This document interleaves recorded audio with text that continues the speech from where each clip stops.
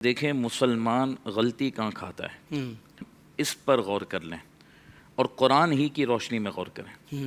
دیکھیں اللہ تبارک و تعالیٰ نے قرآن میں جو من دون اللہ ہیں، جس کو میں آسان کروں تو غیر اللہ ہیں، اور آسان کروں تو جو اللہ سے جدا ہیں یعنی بت جن کی پوجا کی جاتی ہے، ان کی مذمت، ان کی بے بسی، ان کا بے اختیار ہونا، سب اللہ نے قرآن میں ذکر کیا۔ بالکل ٹھیک ہے۔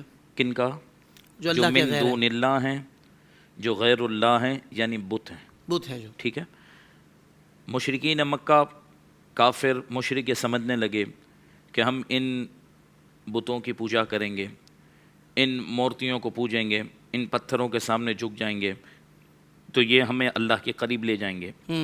قرآن نے اس کو رد کر دیا، فرمایا ان کا اللہ سے کوئی تعلق نہیں، کیونکہ یہ تو تمہیں شرک کی طرف لے جا رہے ہیں۔ اللہ، ٹھیک ہے، یہ قرآن میں موجود۔ ٹھیک۔ مسلمان جو سادہ مسلمان ہے وہ دوسروں کی باتوں میں آ کر غلطیاں کھاتا ہے کہ وہ اولیاء اللہ اور غیر اللہ میں فرق نہیں کرتا۔ یقین مانیں، اور اس میں سب سے بڑا قصور امت مسلمہ میں وہ حصہ ہے جو اپنے آپ کو مسلمان کہتے ہیں، لیکن جن کے کاندھوں پر اسلام کھڑا ہے ان کی محبتوں کو مسلمانوں کے دل سے نکال دیا اللہ، کہ ان کے پاس کوئی اختیار نہیں، اور پھر قرآن کی آیات لے کر آئے۔ اور آپ حیران ہو جائیں گے کہ ایک شخص مجھے تھوڑے عرصے پہلے ملا کہ فلاں تفسیر میں نے پڑھا کہ جیسے لوگ داتا کو، غوث کو پکارتے ہیں یہ شرک ہے اور اللہ نے اس کو منع کیا ہے۔ تو میں نے کہا کہ جب قرآن اتر رہا تھا تو اس وقت داتا صاحب اور غوث پاک تھے؟ تو کہنے لگا نہیں۔ تو میں نے کہا پھر تفسیر میں ان کا نام کیسے ڈالا؟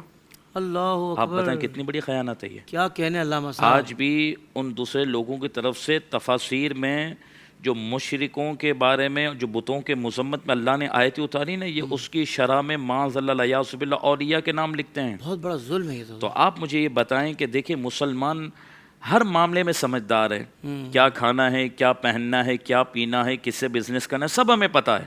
اور دین کی بات آئے تو ہم نہ سننے کے لیے تیار ہیں، نہ سمجھنے کے لیے تیار ہیں، اور ہم اس پر تھوڑا بھی فوکس نہیں کرتے کہ اولیاء اللہ اور من دون اللہ غیر اللہ اور بتوں میں فرق ہے۔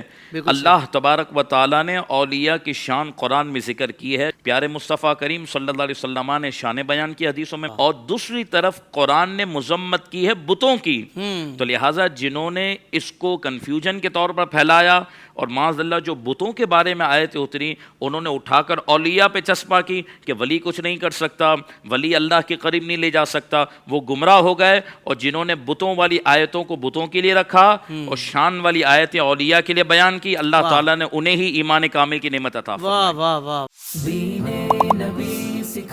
زندگی کے تمام شعبوں میں دینی رہنمائی حاصل کرنے اور آخرت کو بہتر کرنے کے لیے ہمارے YouTube channel Islamic digital studio کو سبسکرائب کر لیں اور بیل آئیکن بھی پریس کر لیں۔